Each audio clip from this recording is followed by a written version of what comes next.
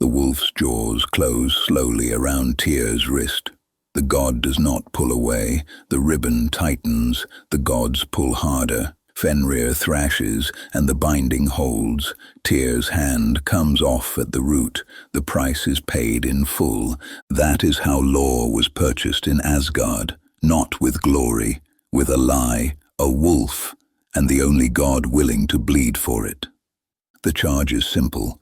Tyr, god of war and oaths, knowingly deceived Fenrir, son of Loki, and lost his sword hand in the doing. The question before the thing is not whether he lied. He did. The question is whether that lie saved the world or damned it. In Snorri Sturluson's prose Edda, in Skalskaparmal, the binding of Fenrir is told without sentiment and without mercy. It is a saga of necessary betrayal. This is how it went. Fenrir came to Asgard as a pup, Loki's wolf child, born of the giantess Angrboda in the Ironwood.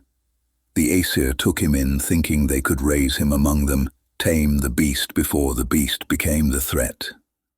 They were wrong. The wolf grew, not slowly, not gently. He grew in leaps, his shoulders widening, his teeth lengthening, his eyes cold and yellow and fixed on the gods who pretended they were not afraid. Most of them would not go near him. Only Tyr fed him. Only Tyr walked into the wolf's yard with meat and silence, day after day, earning no trust but giving his own. Odin watched. Odin knew. The All-Father had seen the prophecy in the well's water, had heard the Volva's words. At Ragnarok, Fenrir will break free and swallow the sun, and Odin himself will die in the wolf's jaws. So the order was given. Bind him. The first chain was called Ledingr. Iron links, thick as a man's arm, forged in the halls of Asgard. The gods brought it to Fenrir and made it a game.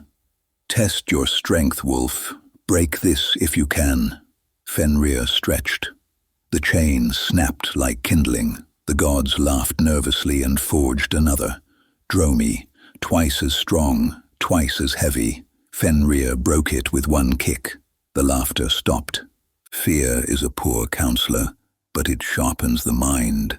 The Aesir sent Skirnir, Freyr's messenger, down the dark roads to Svartalfaheimr, the land of the dwarfs. They were told to forge something that could not be broken. The dwarfs of that realm work in roots and silence and things that should not exist. They made Gleipnir. It was smooth, soft, no thicker than a silk ribbon. It was made from 6 things that are not: the sound of a cat's footfall, the beard of a woman, the roots of a mountain, the sinews of a bear, the breath of a fish, the spit of a bird. Impossible ingredients for an impossible task. Skirnir brought it back to Asgard, and the gods held it in their hands and did not understand how something so light could bind anything. But the dwarfs do not lie about their work. The Aesir took Fenrir to the island of Lyngvi, out in the lake Amsvartnir. They brought the ribbon. They made the same offer. One more test, wolf. Just a game. Fenrir looked at Gleipnir. He looked at the gods. He was not stupid. This ribbon looks like nothing. If it is nothing, you do not need my strength to prove it. If it is something and it binds me, I will never be free, so I refuse. The gods pressed. They coaxed. They swore by their honor that no harm was meant, that if he could not break it, they would release him themselves. Fenrir's eyes narrowed. Then one of you will place his hand in my mouth as pledge. If you lie, I will take the hand. Silence. Long silence. No one moved. Odin looked away. Thor studied the ground. Freyr found something interesting in the distance. Then Tyr stepped forward. He said nothing. He placed his right hand, sword hand, between Fenrir's teeth. The gods wrapped Gleipnir around the wolf's legs and pulled. Fenrir bucked. The ribbon tightened. He thrashed, and it held. He threw his weight and his fury against it, and Gleipnir did not even creak. The wolf understood. He bit down. Tyr did not scream. The god's hand came away whole in Fenrir's mouth, blood running black onto the island stone. The Aesir finished the binding. They ran the ribbon through a boulder called Gjöll and drove Gjöll deep into the earth. They took a sword, not Tyr's, and wedged it upright in Fenrir's jaws so the wolf could neither speak nor bite again.